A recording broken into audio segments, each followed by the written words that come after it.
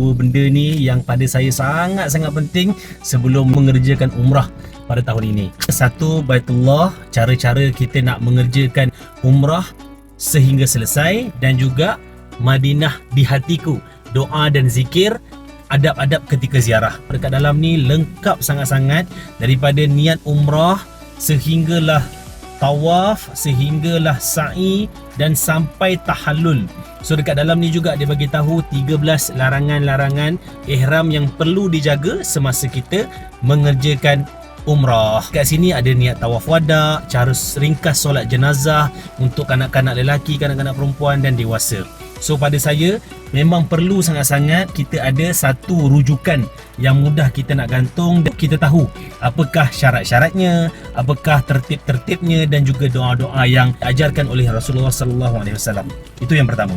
Yang kedua, Madinah di hatiku.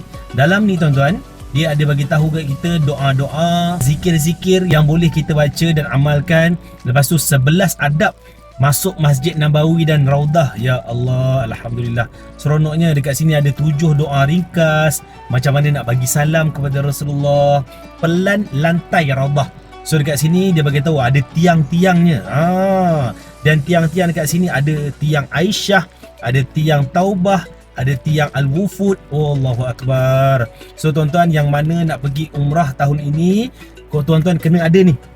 Kena ada satu pasangan yang pada saya sangat-sangat lengkap dan diperlukan oleh kita, terutamanya kalau jemaah-jemaah macam saya ni, ya, yang pertama kali mengerjakan umrah, insya-Allah. So tuan-tuan boleh tengok dekat beg kuning, pastikan ambil combo macam ni. Pada saya sangat-sangat berbaloi, kualiti sangat-sangat baik, dan kita boleh gantung dekat kita punya lanyard nanti. So, apa lagi guys? Dapatkan dekat beg kuning.